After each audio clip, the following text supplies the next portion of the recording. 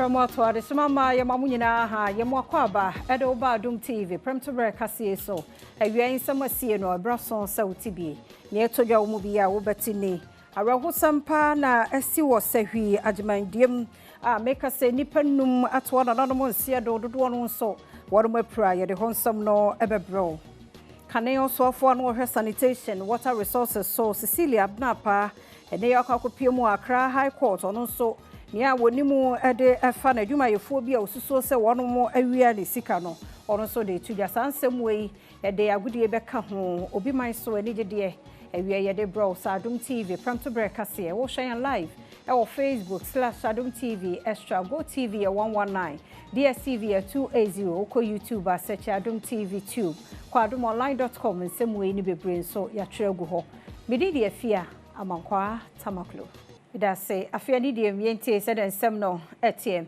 areho samasie ewo sahwi agimandiem ano wo dwabo so mensimu wo Western North mantam ne mu na nyina ne say wonu a etwa nnua yi ebi nipa ekuo mienu ene wo nte wo ho ase wo nnua etwa ne mu nti ene etututo ne se kantwe aba mu nti nipa num ato na nanom nsie do ma bi nso epray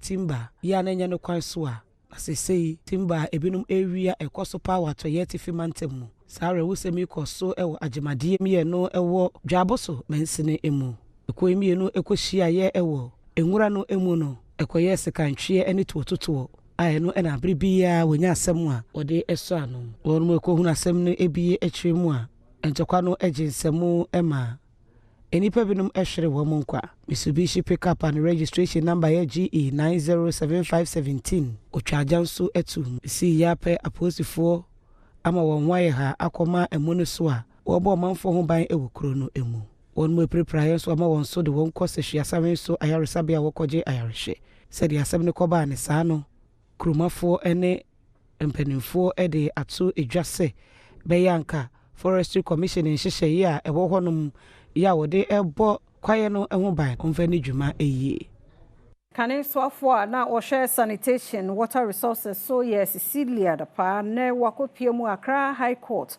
ono so ne a woni mu de fa nipa bi a wono won mote a osisuo so wawia omawia ne sika no ono so de nanum nsem etudwa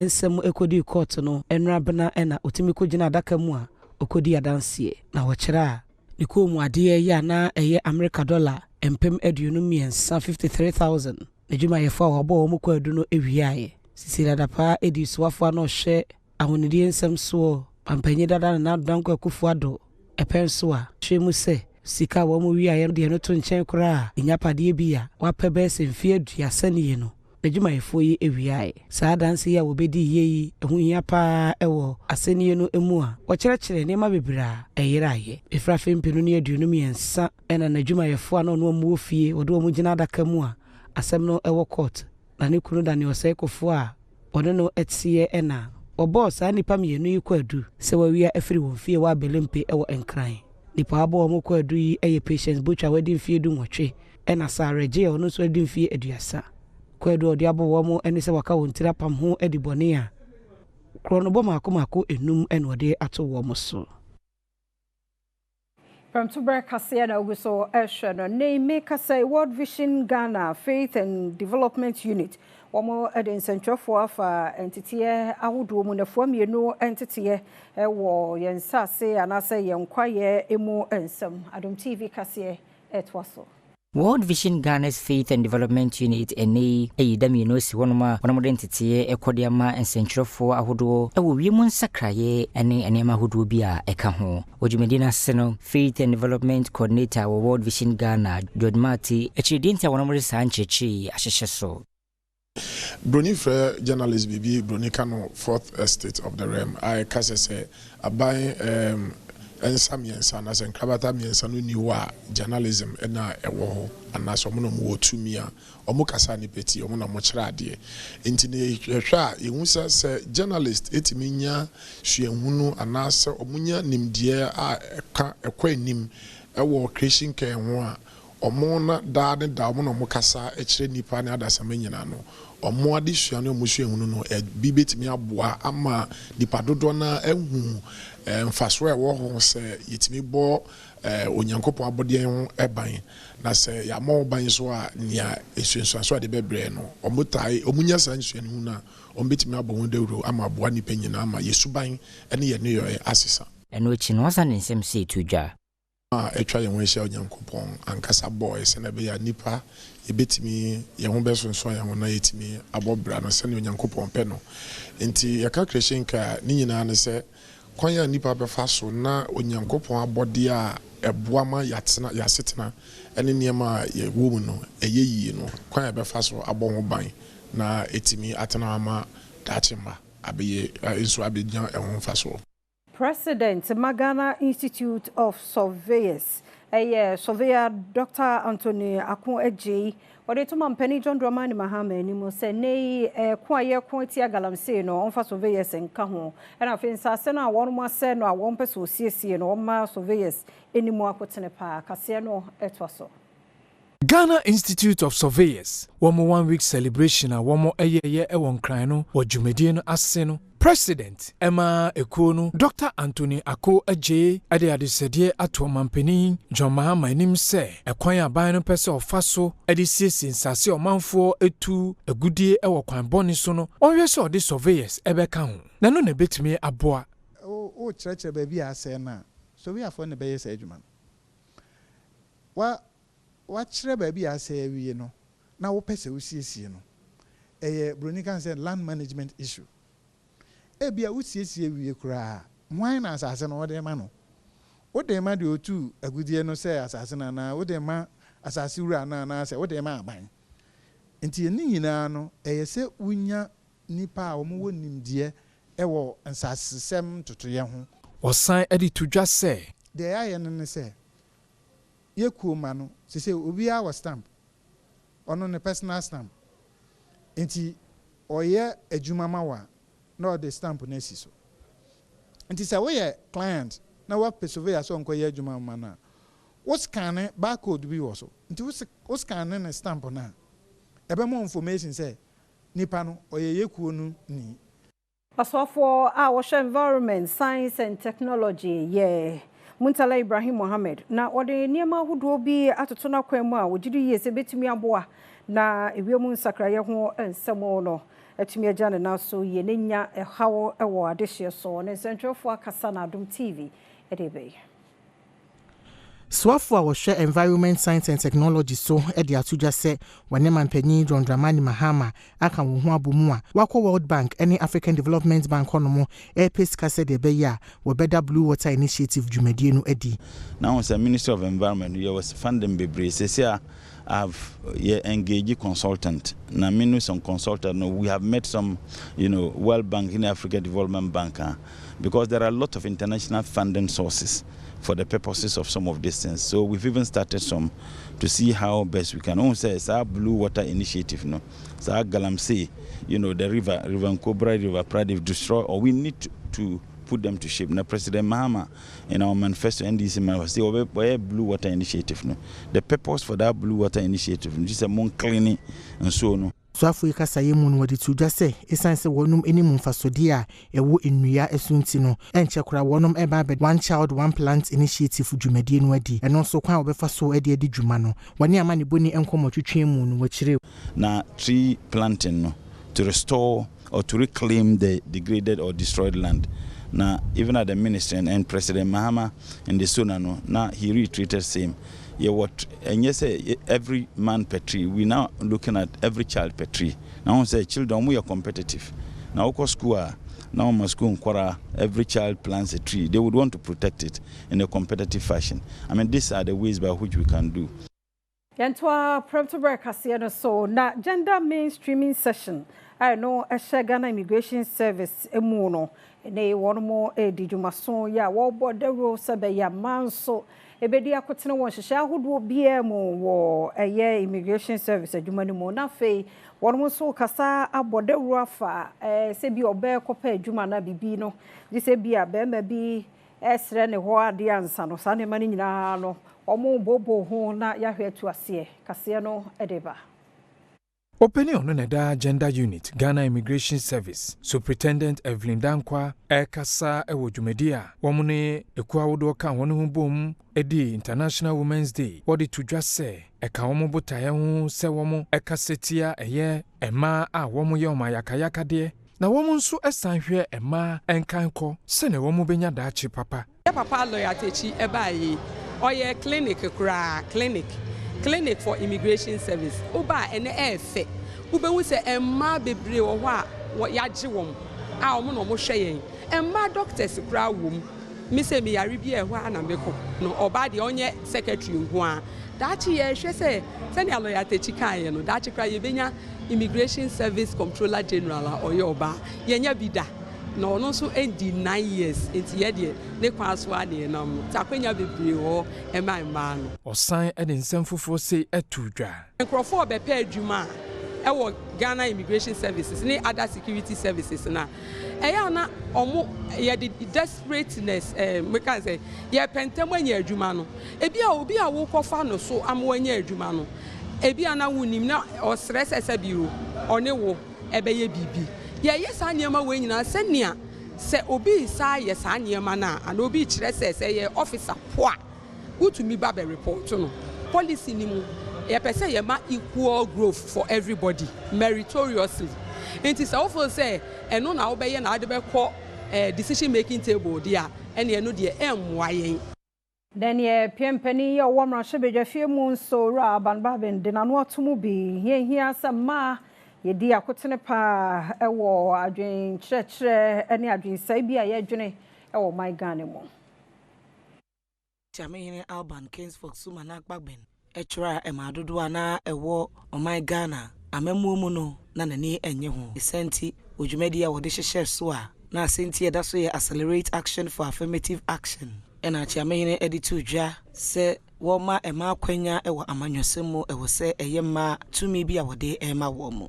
Today, we gather to celebrate International Women's Day, a day dedicated globally to recognizing the invaluable contributions of women in every aspect of our society. This year's theme, Accelerate Action, resonates deeply with our ongoing efforts to create a fair and inclusive society where every Ghanaian, regardless of gender, has equal opportunities to thrive. Jumedi ema bebre free civil society organizations abaimu ene yankurankura jumamu ena ebebia ehosha ene se omanfo tirimopa wo ma ho ewo emrahebedwafie ene abanyuma wodu mu no ebesesa ema mpanimfo bia omrahebedwafie Patricia Prejei ene comfort doyo ekasaya odetoma enim se yes celebration into consideration. We have to take a decisive step to ensure the implementation of our Affirmative Action Act, which is also called the Gender Equity Act. We will not leave you behind, and we are not saying we are coming to lead you, but we are saying we are also capable and we can work hand in hand. I sat in my home and asked myself, how did we find ourselves here as women being relegated to the background? All is our culture. Adeshe ye wo boase boma mpani Zondrama ni Mahama abaso bra wo bontoa no nsema hodo bi okan ye no ose enu afoto sani Dr. Ato Force nsema okan ye ne dia ban no e di no bohye so Kasee ne bi akasa. Adom Kasee amane boni Isaac no menyo enne emaburu bi wo boase etwetwe nkomobra enura my Ghana foto samfo de akomasika ekotu dwa wo kira sa eto ade da bet so ase ye free so no ebeboa wo mo pa wobo mampanyi John Dramani Mahama ne na aban abaso se bohya wo hye wo manfo no wadi so yeah bet in the promise or kind na ebem vast first free tax wa bayi do kan na free say ogusu ya na kakran ta so ni age pa send be ya ni pa yan so ya bre e diska ni twante no say dia setim kaskani na netim ko ya de Any ajepa, any aje because yeah, ebe kwa ko se enye sika kakra, e de be kakra kan na e 1212. Na ske de be tum. Yeah, no matter by omudia yema e bonus. Nti ade we ode aba like ode aba nde afeti bibi na eja nyame adom aban we aba sisana and the energy because see Adobian anti the task bia yeah to from the chow and wachi kromafo bi so ehunu se elevia aban se obehwe no watwamu any sanitary pad a wode komma emaya ewo schools ahodo mu no so ebebo amadesua ne adekire akoso ani aje ho se o ka se oba oba yi de wa firi wa ya firi ho o se wa ma mba na part free o de aba o se health care free o se abeba so enti we nyina no na ne bose no wa se aba kokra ni ho a oba feli enti o se mani aje pa se mahama o se a woyo my yesu ehun betoyen ni aje pa asem papa kwan be say ama honest no sanu man nyina na ma hu chiri yai ama ska kra na wa fa nya hwe ni so twa yi sai man nya for dia no ska kra o so botinya bobla akra ti yemani aje pa Ugusu awo Adom TV Premtobre Kasee medini afia amankwa tamaklo ma yento so na first deputy speaker of parliament ono anso na Ketu South Mrashebedwani Bernard Ahiafo and they was say after curriculum a yede ba tertiary schools mu no de ebeboa pa bibiman emabunu ewo nimdia hodo mu Kasee yi edeba. First Deputy Speaker of Mrashebedwama Osanye Mrashebedwani ewo Ketu South Bernard Ahiafo ekasa ewo dwumadia eye after any gate fee curriculum a womode ema tertiary sukufo wodi tudwa se eyade ne kwan so pa ne beboa emabunu no ewo bibiman nina efa no edwedi inclusive future for all Africans. It is about strengthening our economies, empowering our people, and creating a continent that works together for the benefit of all its citizens.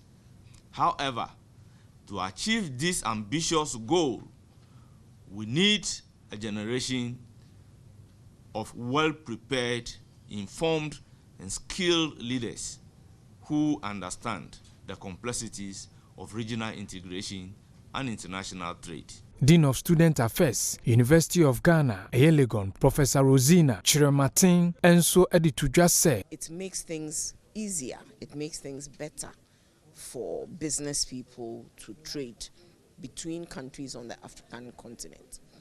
But I realize say when our students come out of the university, omunye prepared to be able to work within the after platform. No? So, train this curriculum brings out the necessary areas as you train you more in, because navigating this whole thing now is very complicated.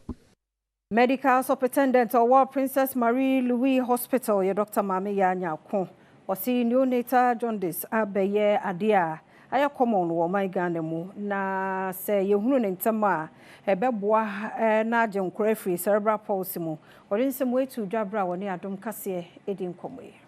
Medical Superintendent our Princess Marie Louis Hospital Dr. Mami Yanyako echiremu a motofo a wonya jaundice no eba wo bra Mami ni moja eyesronko efree ne ba no edie yeyi ede bibi befra bofra no emoja mu a ema ne honam no eye akokosrade ase wohunu ne ntemu a etimi bua ema abafra no nya yaresha entemu a otimi eso ano. Neonatal jaundice ne etumi ba se mamefo no moja eye difference from omubana etumi ma neonatal jaundice ni siwa kwalanim tissue se mame ne ye blood group O na ne ba ne ye A ana B a ebetumi esi ana mame ne blood group ni ye negative na ne ba ne ye positive a eno so betumi esi wa kwalane brabam na ama bibia efe ne bilirubin ene ma honam ne ye te se akokosrade no ene efe ne yellow no nti eba ne saa na tumi kɔ adwen no mu akwala na adwen no mu na akɔsɛ adwen no se ya wono foforo sa na bi wo ha unhu se ese adwen no ya de wo ho dedada ye bo hu de hu de bia but ehun se still nkrofo edeba o de ba ntema eye enwachi ochere hia se ematan be ma emofra no fo isanse eti neonatal jaundice eso odeto ematan enim se abrene abribia no omo wani enko omotofo no ho na omo wonanye ntietia nso e wayaresa bia se be ya bibia abofra no a adokotafo betimi ehunu ne ntem so yehu sese nkwala e start mo nufo ntem no eto bebre brass because nufo no boama saade no omo dwunso efa omo toilet mu pie na afi ohu ne ntem so na de ba hospital na ye hwa na afi yesusu ne wo se ye ne ya makwala na emfa oha obi ambre no machine na ye insanke eye machine very powerful anodi inti sakwala bana wa ye yellow ne sana science a machine ti o de ne tu kania na se a enche kra sa yellow no betumi abrase kania ne sesa yellow no to bibia obetumi adwunso ana obetumi afa ne toilet mu epie nti kania no eye very very powerful ehu hia pa nti ebeboa yen bebre Adom TV Premtobre Kasee yenkomra de ohodoso ye ba ye betwaso ya mwakwa be Adom TV Premtobre Kasee da uguso hwe ye twaso de oswafo hwe local government chieftaincy and religious affairs Ahmed Ibrahim wasinkete saban no hwepa na hamunchemu be de woche 80% oyi de free common fund na wode aboankro enkuma empuntu enso Minister for Local Government, Chieftaincy and Religious Affairs, Ahmed Ibrahim, ene edi atuja se abenye sinkete passe anye hwekura no sika free common fund mu eba no ode mu be se hamuchiche mu eduwotwe ebeko mensini ahodo mu na wono mutimi ede aboa amampuntu aba wompotemu ahodo ne mu ode sanse mu tujawa bra amanfoforo anamonsifo ede ma oman Ghana ede nsrahwe ekopi mu ewo natena ye enti so mwanya ne ntie se aban a wabai ono pese ojai ena potem mo assembly manse for no obi agi ni enti omwani asaji a okaze se ba se hia moa ombe moa bia epebia no ombe ba no mo dia maye ena de tosumi no omaye me manetie anamo aban na eto odi ahimfo asofo eni DC ni assemblyman for ebum ewo mansene bia se be ya mo amobedwin de hia mo na mo akoye enti sika ebehia mo nso abanti common fund no ono nso obeyi 80% e di abremu ewo ground so enti nya dia abano beka se o track ra mutuwa na wato we me di bremu me di bebe in fact I normal we na ye kan no manage wasansemi hono Switzerland anamonsini de oman Ghana Simon Geiger enso echese won man no esinkete passe obetimi aboa ama oman Ghana nkroto ahodo etimi enya mpuntu esese wono enya. My role today was really also to signal that, Switzerland has been here at Ghana's side and we are here to stay. And if Ghana is really serious on moving forward, basically taking the next step and giving also more power and authority to local governments, then we would be extremely happy and pleased for Ghana. And we can assure you that we will keep on supporting you and hopefully even increasing our support in that area.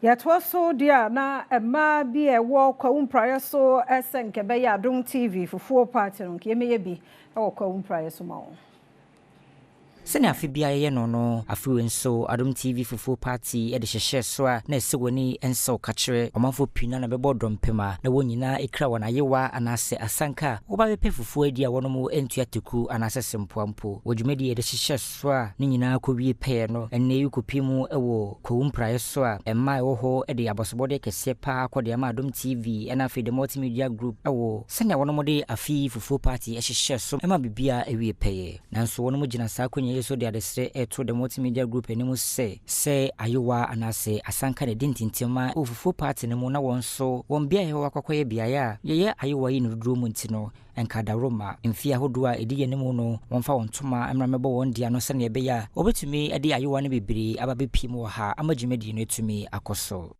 I'm say who said for some years there be a Adom Fufu party e wa Accra. Eye pa eye na show TV so eye nije ni kampanti yeso ye pebi mu fa bi mre wo ha. Enye nkrafo na da bi on benya enjoyment. Enti yeso kwafo ye kasa mo fa emra hafi sem price so ye ya you pa wo ha. Are you a headquarters in price into full party yestremo.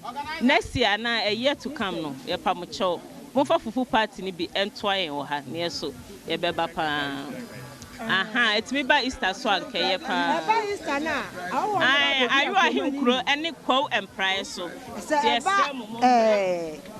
Easter ya. How one na ba kese. Ti awo one ba bedi. Omo mo fin kran na omo di omo de no. E be ba bedi wa ha.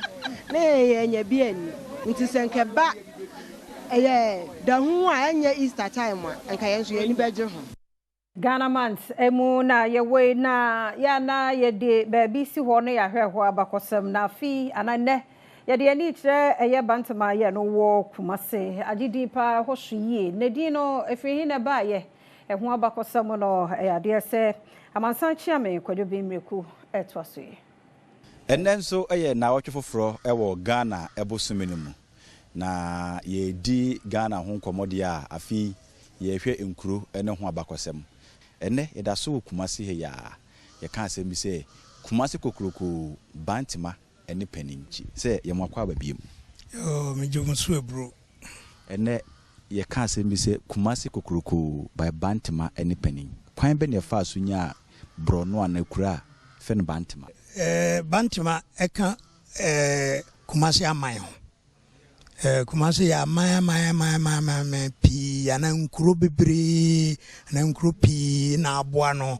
ena ye Kumase na emom Bantama no eye nkuro ana kuro ba ko a ehu hia pa wo Kumase nkuro ni nyina ho hia nanso ehu hia pa se ntia ehu hia pa ne se osande ne tu no to a efiri Kumase a ode na chija Bantama na Bantama edine Bantama no eno kasa mienu ena aka bomu de Bantama ba ena entuma ye sebe ade ade kata ye ho ena ba nso ye obidin na nipa na ye nidin no na ye we osande ni twafo ye frɛ ni twafo ba twafo ba no nso ye gasa obi twafo nso na dwuma a oye ne se opai kwan nti durumre bi a sese twafo ba pai kwa to baabi e wo Bantama mpotam ho a ena owro no ntoma esen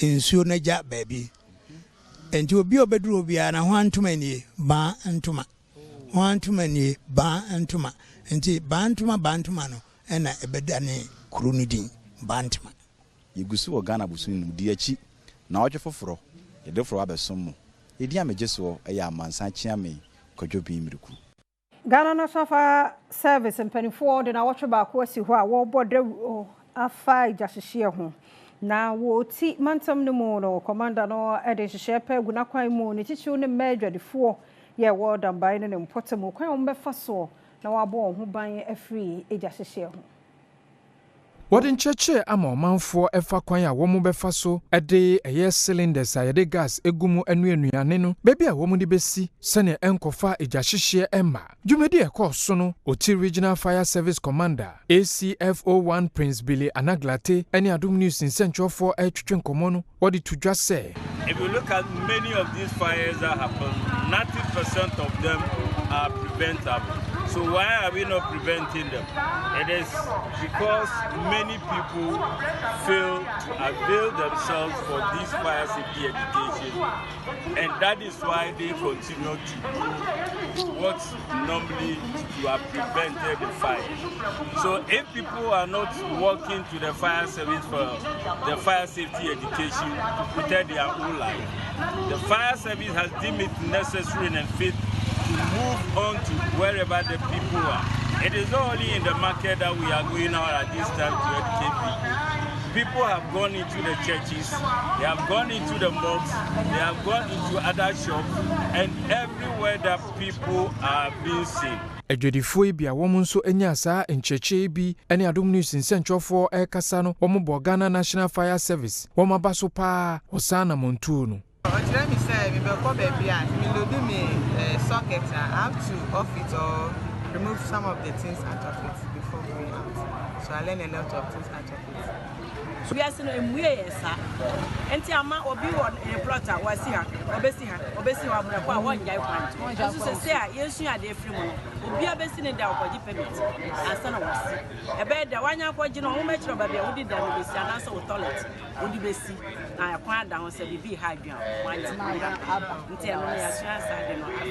Emebunu be 326,000 na onye adwumanye no na ye de wonu afa entitiye awodo mu asa ma wo mo dwete kakra a obetimi de ahye santitiye na ye de wo mafemu no obetimi de ahye wo adwumase agri business ehun hye bi ni kase no etwaso Embebuna wondodo be se 326,000 na wono mu ne adwumaye no eyade se ene wono mu enyanteteye wo agribusiness mu a we eba bebo ma wono so timi de wonsa IBB apesika ede ama wo ho osansemi ho ena deputy director de ma agric impact Juliana Santidati ede to just say osani parodo a wono mu de nteteye ama wono mu no wo mu 228,000 de wono mu eyema de aka no so eyemema wodi mfinhia no efri edunum ede kwesi eduasa enum abren Commodity to just say agric impact and a famous Mastercard Foundation and so de hunu nyina na say ona mo beboa o monfa se bi kono mo edidem and a fee and ma wodu mpanyin fee so ama wono mo timinya bibia ye se ne be ya empirwanyin senso ebetie e wo mayimo invite o se ba na be join and especially ya ma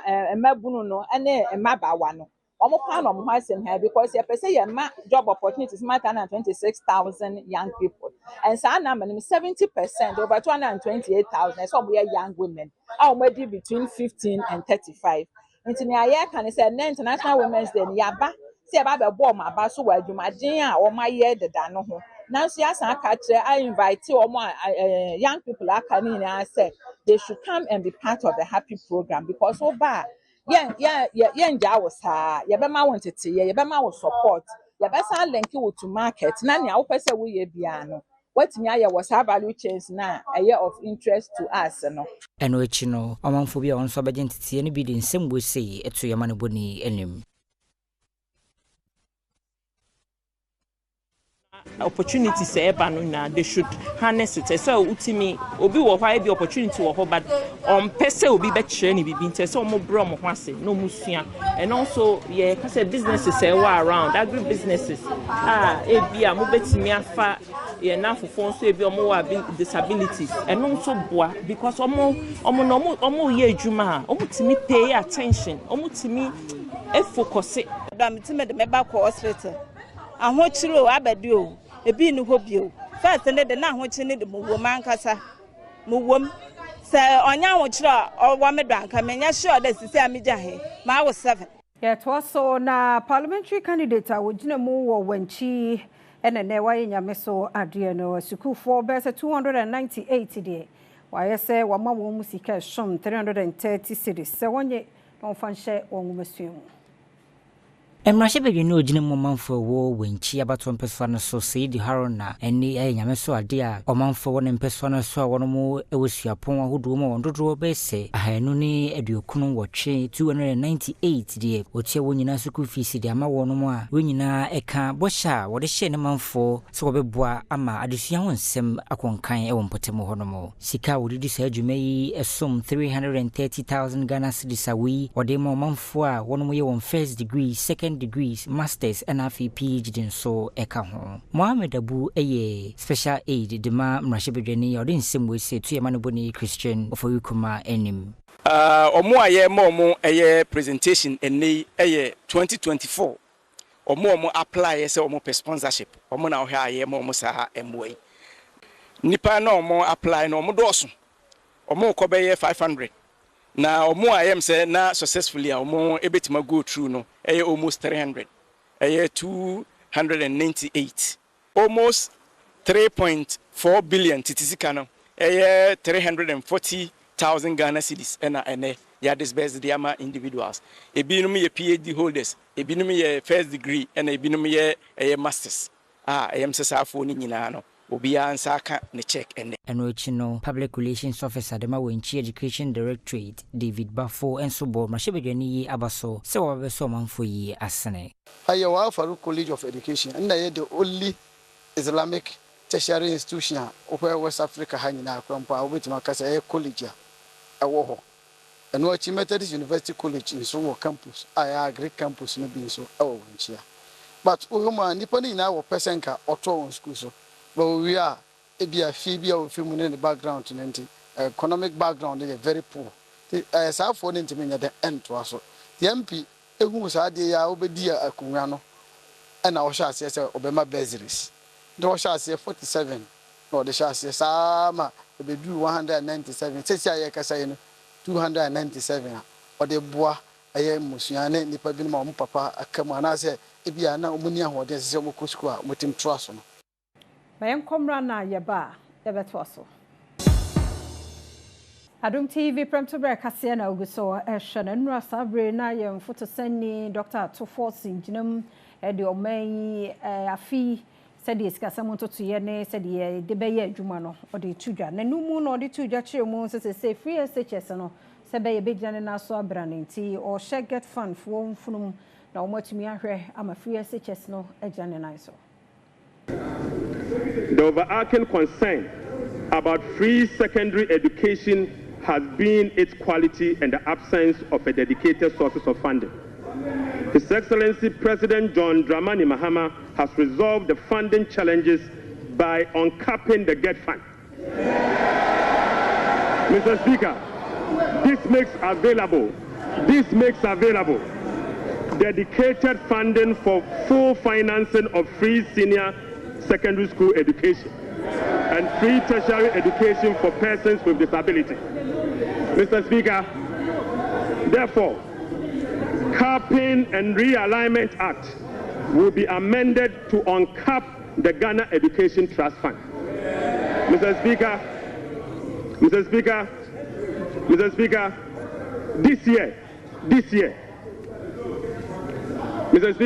this year, the budget for free senior secondary school education program is 3.5 billion Ghana cedis. By uncapping the GET fund, we will be making available an additional 4.1 billion Ghana cedis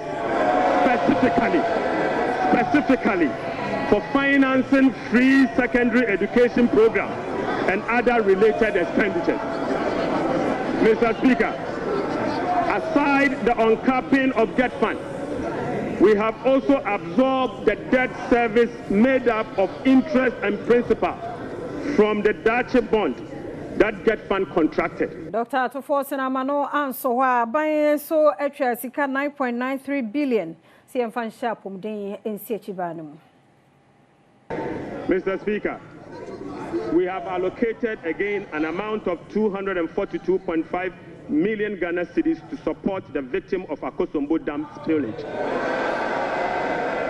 Right, Honorable Speaker, we have also allocated an amount of 200 million Ghana cedis to support the victim of tidal wave disaster that recently displaced residents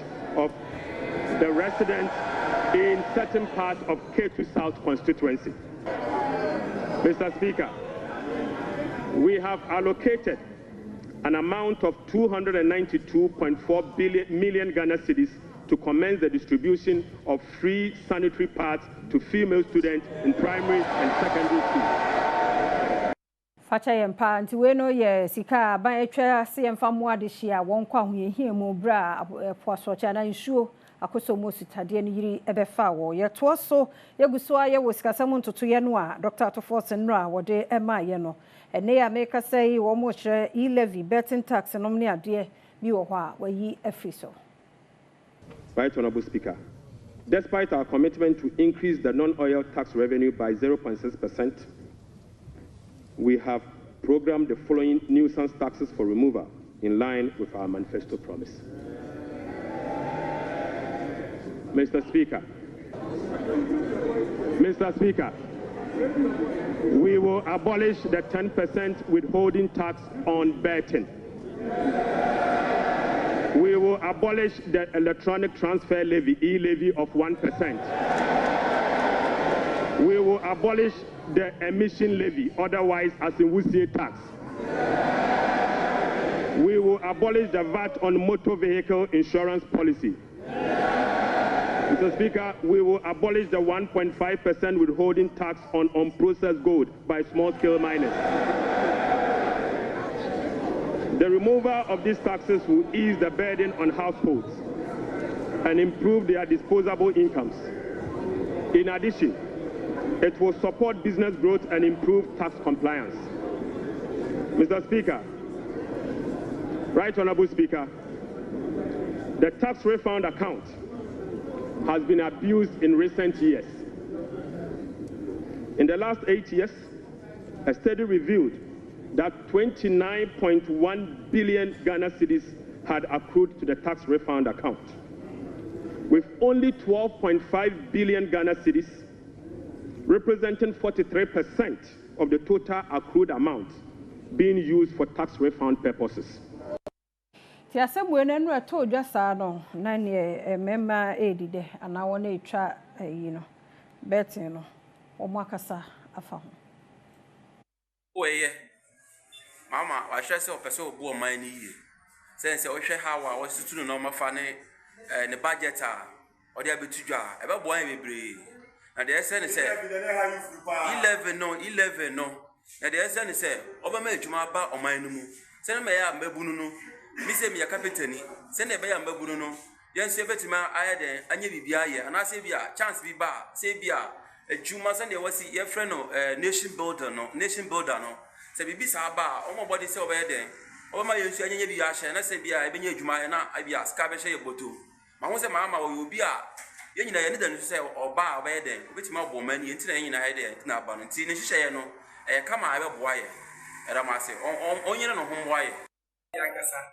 NDC de entina tambia no yaka NDC asam no omuba ndwuma pase ana yepe na ye nim se mahama no ye woni hu GDS obetima ye adwuma no ntina ye san to aba edi ama no nti ne waya awia wedie mane agye aboso ye boys no ye youth no susu no ye nim se adwuma kakra ye tobet no media me wo misika a me de be ye ne me pese me ye tie dana se nyame hira no na nyame ma onye de wo hwe mani yi na mbu mani kama na ye nyina ye nyamfo so that what na de waya de because chatan de nutu ya pa nutu ya nti what na yi de wa boa ye because wa ya nya aduma ya nya kaka no motivate e say ade say no mo yi de wa boa ye papa wa ya de yesu ya de no obi ande asem ye kakra na ye nisu be so.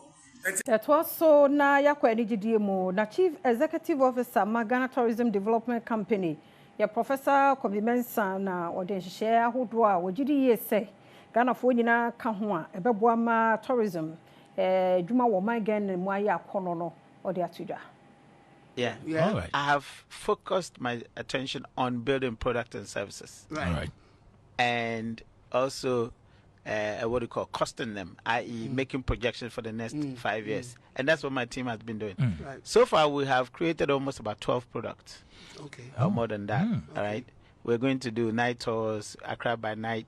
We're going to do what I call science park tour.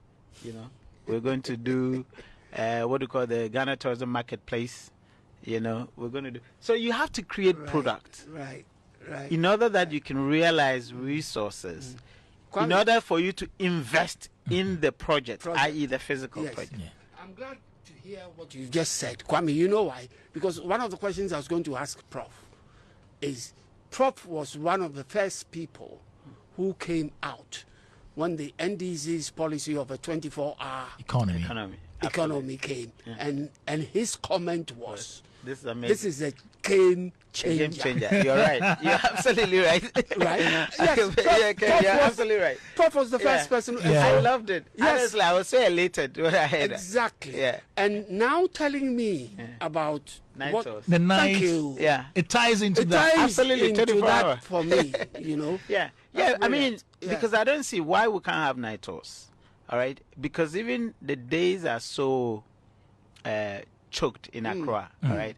And I still don't understand why people close from work and they're rushing home 4 or 5 o'clock. We are tired. You can spend 2 hours in town. At least spend 2 hours in town.